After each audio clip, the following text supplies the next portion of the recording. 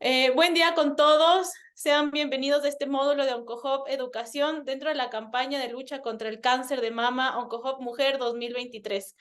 Soy Ana Belén Mateo, soy psicóloga clínica, especialista en psicooncología y hoy tengo el gusto de presentar a Marta Argilés, quien nos hablará el tema de prevención de burnout y formas de cuidado en profesionales que ejercen en el área de oncología en la atención de pacientes oncológicos. Agradezco mucho tu participación, Marta.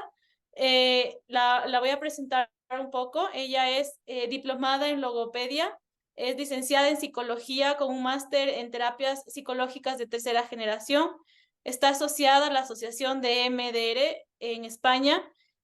Está finalizando el máster en neuropsicología clínica y tiene una experiencia de 10 años en pacientes paliativos adultos y pediátricos.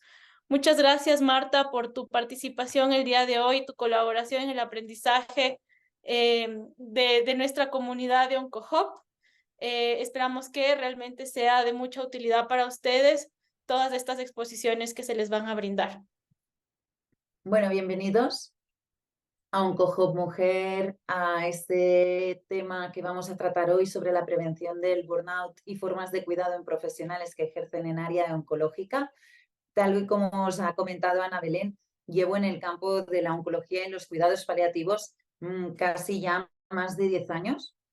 Ejerciendo, empecé como logopeda y actualmente como psicóloga, y he podido acompañar ya no solo al paciente y al familiar, sino también a los equipos de oncología y de paliativos a la hora de hacer frente al día a día de lo que representa una unidad. Y hoy vamos a hablar de esto. Os voy a ofrecer estrategias donde podamos hablar de cómo impacta la enfermedad en todos nosotros, cuál es la carga subjetiva y objetiva que llevamos como profesionales, que en algunos momentos se nos puede entrelecer como familiares, como personas que podemos estar al cuidado, o como este efecto espejo que nos puede hacer algún paciente en el cual podamos vernos reflejados, o cómo será nuestro día de mañana, ¿vale? Vamos a tratar con el concepto de fatiga por compasión, del trauma vicario, el síndrome de burnout. Para mí son tres conceptos que van muy ligados a esa carga que asumimos las personas que estamos cada día acompañando ese sufrimiento, acogiendo el sufrimiento de las personas pues, que están enfermas, o de sus familiares o personas allegadas, ¿vale? Vamos a trabajar el reconocimiento de la emoción, el autocuidado, y os propondré un ejercicio que os lo dejaré por si lo queréis tratar en casa, con los compañeros de trabajo. Un ejercicio que yo creo que os podrá ayudar. Primero de todo, hablaros del impacto de la enfermedad. Virginia Woolf ya nos decía que la enfermedad remueve la tierra donde está plantado un árbol. Para mí, la enfermedad realmente también, ¿no? En línea a esto, es esa situación que deja al descubierto nuestras raíces, nos deja al descubierto esa parte más vulnerable. Es donde realmente podemos encontrarnos con esa amenaza a nuestra vida, a nuestra situación de vida. Nos podemos encontrar con una situación de pérdida de objetivos, de pérdida de lo que habíamos trazado, de lo que deseábamos que fuera nuestra vivencia, ¿no? Desde Oriente siempre nos ofrecen también metáforas muy buenas o muy bonitas, y a mí me encanta cuando hablan de ese jarrón que se rompe. Me gusta mucho esa idea, porque realmente el jarrón puede ser ese proyecto de vida que tenemos, que proyectamos, y cuando llega un impacto como el diagnóstico de la enfermedad, ese jarrón se rompe en pedazos. Esos pedazos luego los podremos acompañar a volver a pegar, a volver a situar, pero habrán pedazos que van a quedar eh, deshechos totalmente, ¿no? Y en ese lugar tendremos que aprender a cómo realmente reemplazar, a cómo poder gestionar esas emociones que van a surgir de ahí, ¿no? Por lo tanto, primero, el impacto de la enfermedad. Nosotros como profesionales estaremos al lado de esa persona que le ha llegado ese impacto. Ese impacto, de algún modo, de la manera en cómo el paciente nos exprese, nos va a impactar también a nosotros, ¿no? Si es una persona muy joven, si es un niño o una niña joven, si es una persona mayor que tenía unos proyectos pues ver casar a una hija, estar a punto de ser abuelo o abuela. Aquí vamos a ver grandes impactos que también nos van a resonar en nuestra vivencia. Aquí tenemos otro autor que también nos sigue hablando, ¿no? De no preguntes qué enfermedad tiene la persona, sino qué persona tiene esa enfermedad. Un poco en línea a ese jarrón que os decía, es muy importante conocer la persona, su historia de vida. Hoy mismo me hablaban, ¿no? De una mujer que se llama María y me decían, es que no sale una historia de vida de María. Y yo les decía, era un grupo de auxiliares que estábamos tratando en clase, y yo les decía, pero ¿quién es María? María está casada, María tiene hijos.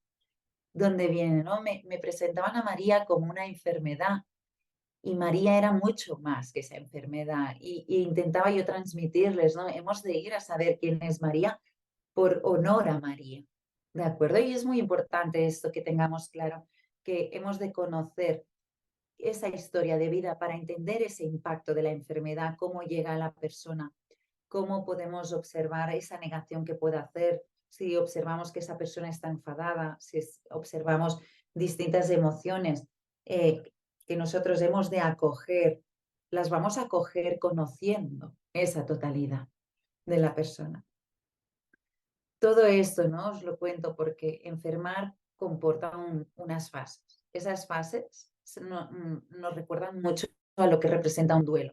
El duelo no simplemente es la pérdida de una persona que queremos, de un ser querido. El duelo puede representar también la pérdida de nuestra propia vida, la pérdida de nuestro sentido de vida. ¿Y esto que nos comporta?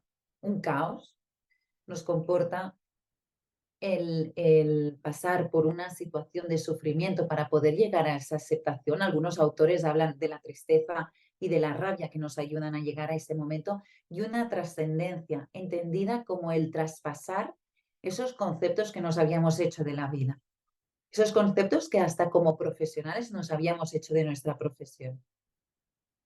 ¿Qué límites nos habíamos puesto? ¿Qué situaciones decíamos que seríamos capaces de soportar y que quizá en ese momento que acompañamos a una persona con un gran sufrimiento, nos vemos que hemos de traspasar, esas líneas que nos habíamos marcado y crecer en ese acompañamiento para poder ofrecer lo mejor de nosotros, para poder ofrecer la mayor paz y tranquilidad a esa familia que acompañamos? Aquí os presento dos tipos de carga que tanto las familias como las personas que sufren una enfermedad, como los profesionales, vamos a tener. Vamos a tener una carga subjetiva, que es la percepción, la interpretación propia de esa situación que está pasando la persona. ¿Qué percepción me llevo? Hoy mismo, también antes de esa clase que os contaba, estaba conociendo a un chico muy joven, 17 años, y había un impacto muy fuerte y casi no hablaba. He necesitado a través del juego terapéutico poder conversar con él sin palabras, con imágenes. Yo le iba haciendo devoluciones de esas percepciones que a mí me llegaban de su comunicación corporal, de esas cartas que aparecían en la mesa. Esa carga subjetiva, lo que yo me he llevado de esa situación, ¿no? De esa reacción, de esa actitud. Todo esto impacta emocionalmente, no solo en la persona que está padeciendo esa situación, sino en quien intentamos acompañar a esta persona. Del resultado de esta percepción, de esta reacción, de esta actitud, el profesional nos llevamos una parte de esto. Y lo que hemos de aprender es cómo canalizar, porque no nos lo podemos quedar. Ahora veremos por qué, qué pasa cuando nos lo quedamos. Y luego la carga objetiva. La carga objetiva es más pues el tiempo que dedicamos, los límites que esa persona puede tener, ¿no? A nivel familiar, a nivel social, a nivel laboral. Mira, es que trabajo muchas horas y no puedo venir a cuidar a mi padre, a mi madre, a mi hijo, y necesito una ayuda porque es que si no, no llego a todo. El coste que representa ese cuidar, ¿de acuerdo? Son esos quehaceres del día a día de que podemos ayudar como profesionales, como trabajadores sociales, como terapeutas ocupacionales, como psicólogos, podemos ofrecer en dónde hemos de pedir esa ayuda para poder darle a esa persona, ¿no? Aquí en España, servicios sociales trabajan muy bien para ofrecer a todas esas personas un acompañamiento a esos allegados a esos familiares que necesitan cuidar a la persona enferma. Y aquí vienen esos conceptos que os decía. Vamos acogiendo el dolor, vamos acogiendo el día a día de esa persona, vamos acogiendo sus preocupaciones, sus temas pendientes. ¿Y qué pasa con eso? Puede pasar que un día de repente digamos, ostras, qué cansada estoy.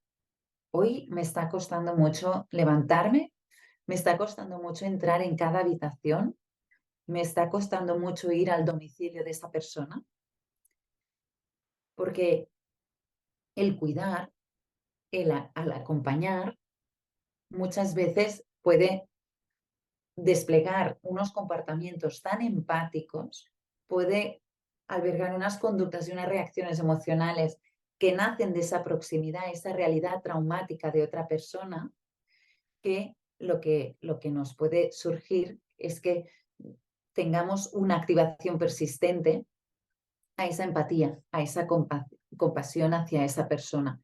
Y esto acarrea que si no aprendemos a canalizar ese sufrimiento, nos lo hagamos nuestro.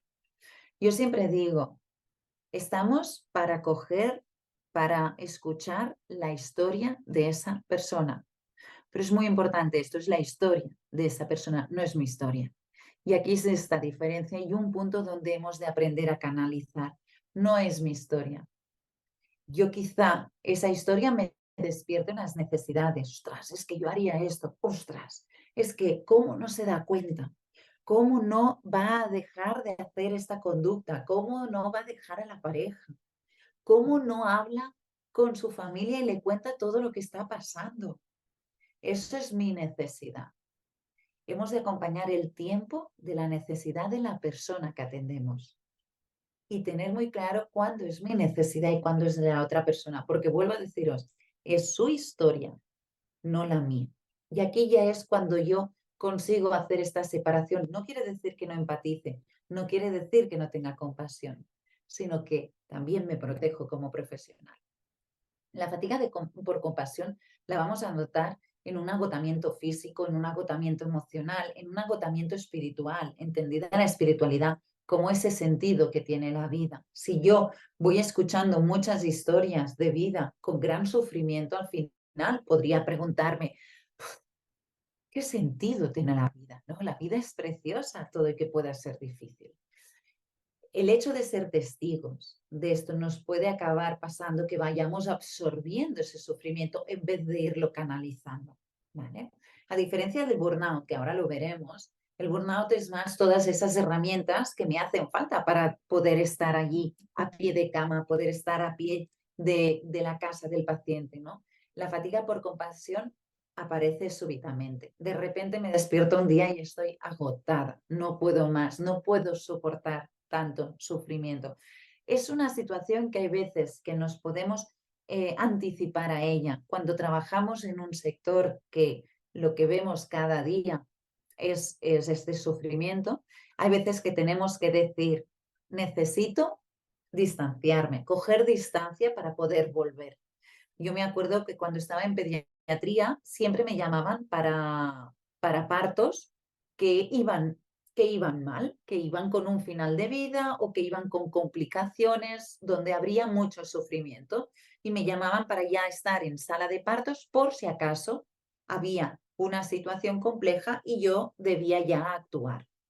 Yo hubo un momento que fue el momento que decidí distanciarme un poco de pediatría, que les dije, oye, ¿cuándo me vais a llamar para un parto que todo salga dentro de una normalidad, ¿no? Y en ese momento yo me di cuenta que necesitaba esa distancia porque llevaba mucho tiempo asistiendo a partos donde había un gran sufrimiento. Mi labor era muy bonita, poder estar allí y entenderme bonita, ¿no? Poder acoger a esos papás donde estaban sufriendo muchísimo, acogerlos y marcarles un camino de luz. Pero sí que es verdad que hubo un momento que yo también necesitaba poder rodearme de unas vivencias donde ese sufrimiento no estuviera tan presente. Es muy importante que nos anticipemos a cómo estamos. Aquí tenéis estos síntomas que seguramente este material lo podréis ver con más calma, ¿no? Vamos a pasar un poco por encima. Síntomas que nos puede dar la fatiga por compasión. Pues fijaros, a nivel emocional, a nivel cognitivo, baja concentración, apatía, momentos de rabia y tristeza. Quizá voy a saltar antes frente a una situación. Quizá necesite más momentos de aislarme, de estar más sola. Podrán haber momentos de que me sienta pues con sudores, con dolor, con malestar, ¿de acuerdo? O desmotivada, ¿vale? Aquí hay factores que seguramente mientras los voy diciendo y vais leyendo, más de uno de vosotros va a decir, mira, yo me noto esto, esto y esto. Pues fijaros, ahora haremos un ejercicio para poder tratarlo. El trauma vicario, otro concepto que forma parte de estas situaciones de burnout. El trauma vicario o estrés traumático secundario se trata de un elemento de fatiga por compasión. Todos ellos están entrelazados. Aparece debido a esta exposición secundaria al sufrimiento de personas que han vivido o han experimentado una situación muy traumática. Esto, por ejemplo, un gran ejemplo y muy claro es cuando atendemos a alguien que ha estado en un atentado terrorista.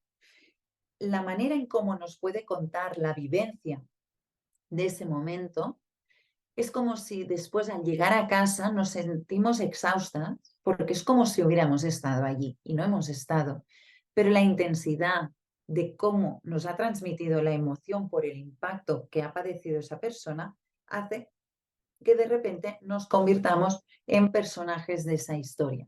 Aquí otra vez necesitaremos nuestro tiempo de podernos separar de la situación para poder ver en qué nos ha resonado. Y llegaríamos al burnout.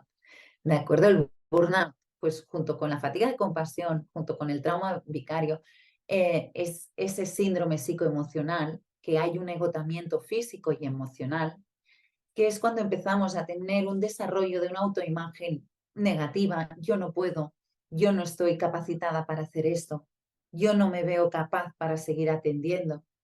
¿De acuerdo? Llego con una actitud negativa hacia el trabajo, es que aquí no hay nadie que trabaje correctamente, es que me faltan instrumentos, así no se puede trabajar. Son frases que quizá os resuenan en situaciones que habéis vivido vosotros mismos. La falta de interés por los usuarios, no puedo hacer una llamada más, no puedo atender a esta familia, me vuelven a llamar, estoy cansada. ¿Vale? Aquí tendríamos algunos de estos conceptos.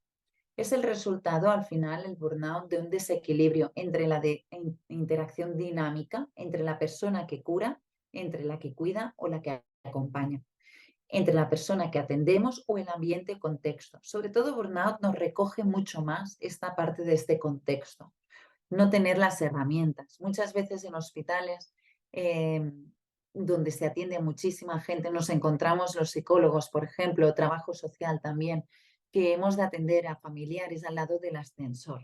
No es una situación que sea buena porque pasa muchísima gente. Al final acabas creando un ambiente para que la persona se sienta lo más confortable posible, pero esto implica que como profesional necesitas hacer que la persona esté mucho más atenta a ti para que pueda disminuir, para que pueda atenuar lo que está pasando alrededor. Y esto genera un cansancio, ¿de acuerdo?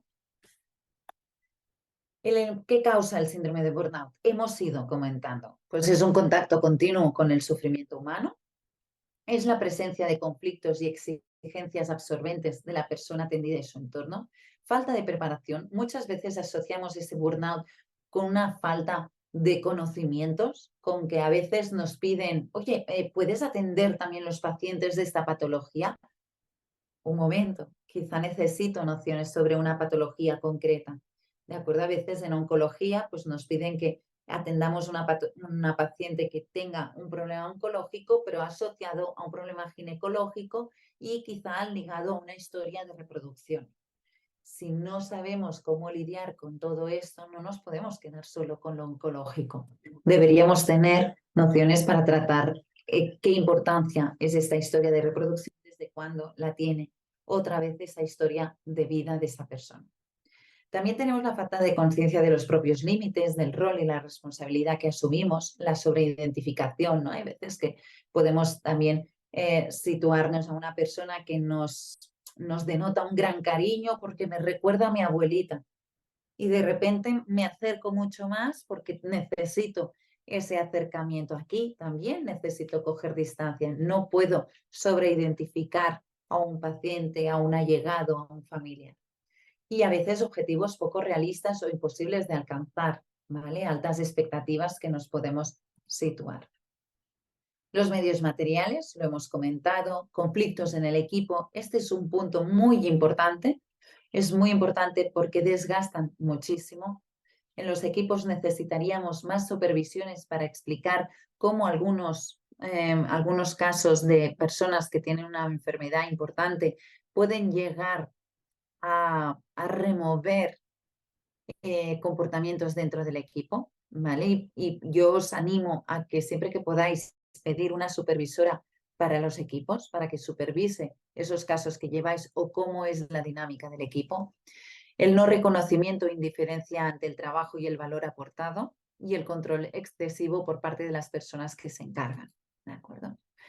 ¿Qué señales me pueden alarmar conforme estoy en una situación de burnout, conforme estoy en una situación donde hay una fatiga por compasión? Pues el trastorno de sueño, por ejemplo, tener insomnio, dificultad de conciliar el sueño, trastorno de la alimentación, porque quizás si mal duermo, si no estoy durmiendo correctamente, quizá al día siguiente prefiero dormir en las horas que voy a tener que comer a tener que comer, o voy a malpicar porque necesito glucosa, necesito sal para poderme mantener durante el día y no llego a las horas de la comida con hambre, ¿no? Porque ya voy saciada.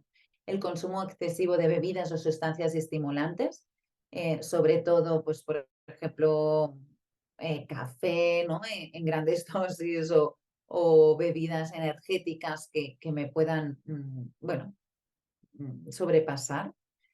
Problemas de memoria y dificultad en la atención. El problema de memoria nos referimos a más un problema de atención, ¿no? De repente decir, ostras, ¿qué te quería decir? O ahora, ¿dónde iba yo con este papel? ¿Qué quería, a quién paciente quería ir a ver?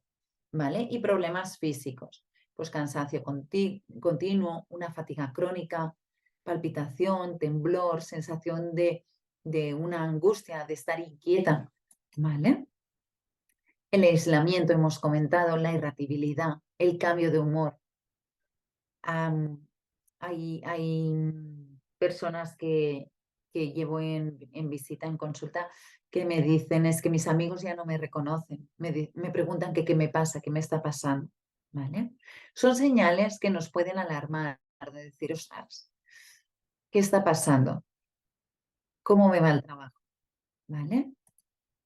Y aquí yo os propongo.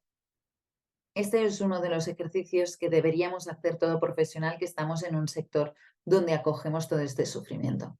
Primero, parar, tomar conciencia de qué está pasando. Yo, por ejemplo, cuando hago talleres con personas voluntarias en oncología, siempre les digo, cuando salgáis de una habitación de un paciente o cuando vayáis a un domicilio, cuando salgáis, parar un momento, tomar conciencia de lo que acabáis de vivir con esa persona, qué os ha contado, cuáles han sido síntomas que habéis detectado, qué necesidades tiene, cuál es su historia de vida. Luego, observar e identificar cómo todo esto me hace sentir, en qué me ha resonado su historia, en qué me ha resonado lo que me ha contado esta persona. ¿Qué siento? ¿Me siento inquieta?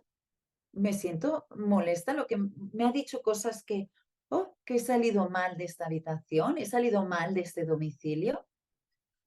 ¿Me ha hecho sentir triste o me siento bien? Me siento que la sesión ha ido bien con esa persona. Y luego validar, ¿qué necesito? ¿Por qué me siento así? ¿Necesito hablar con alguien que pueda identificar por qué me está pasando este sentimiento, esta sensación? Yo siempre comento a los profesionales, tanto sean los voluntarios como médicos, trabajo social o propio psicólogo, que frente a esta necesidad intenten validar, intenten buscar qué es lo que está pasando y que pregunten, que compartan con algún compañero que sea de un compañero próximo a ellos. El autocuidado, al final nos deberíamos preguntar, ¿nos acordamos a cuidarnos a nosotros mismas? Si lo centramos todo en cuidar a la persona, ¿qué sucede con nuestro equilibrio? ¿Dónde estamos nosotros? ¿Somos conscientes de las emociones que nos despierta el cuidar? ¿Somos conscientes cuando esa emoción de la otra persona me está sobrepasando? ¿Siento culpa si dedico tiempo para mí y dejo de ir más a las visitas de los pacientes? Si estoy dedicando tiempo a formarme y no estoy en visita, por ejemplo. ¿Me cuido para cuidar mejor? ¿Qué hago para cuidarme? ¿Y qué actividades me hacen sentir mejor?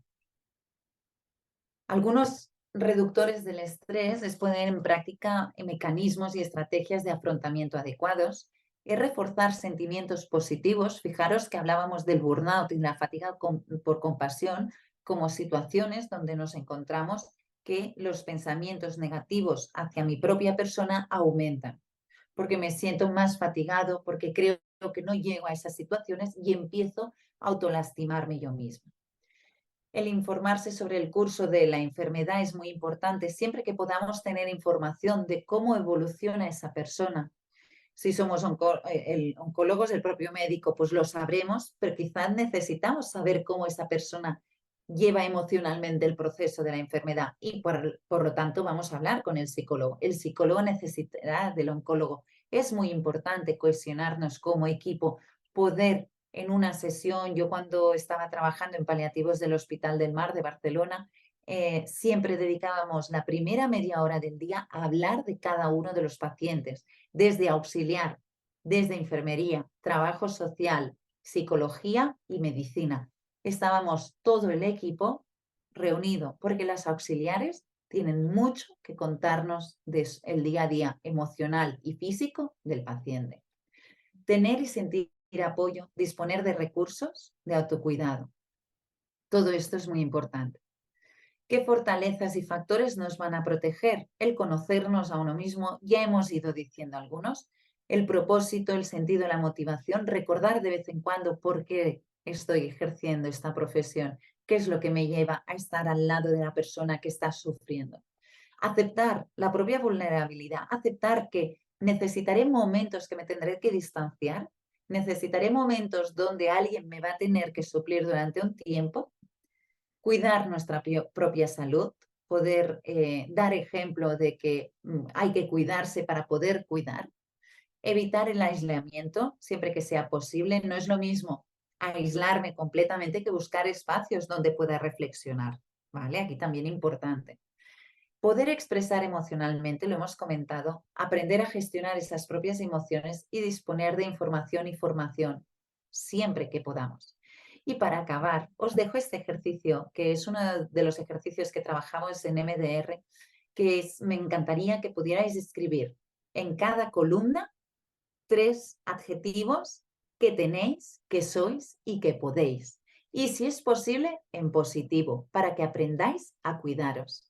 ¿De acuerdo? Muchísimas gracias. Ha sido un honor poder participar en OncoHub, en este taller, y espero poder volver a asistir con todos ustedes bien pronto. Un abrazo bien grande y cuidaros. Muchas gracias, Marta, por tu participación. Agradezco mucho tu ponencia. Quedan todas las dudas y preguntas, las vamos a responder a través del correo electrónico de OncoHub Mujer, el cual es oncohubmujer@gmail.com. Ahí podrán pues colocarnos todas las dudas que tengan con relación a este tema y con gusto pues se las vamos a ir respondiendo individualmente a cada uno de ustedes. Gracias, Marta, por tu tiempo. Definitivamente ha sido una intervención sumamente interesante y esperamos pues poder seguir colaborando y compartiendo contigo en este espacio para toda nuestra comunidad de OncoHub. OncoHub Mujer. Alta especialidad oncológica.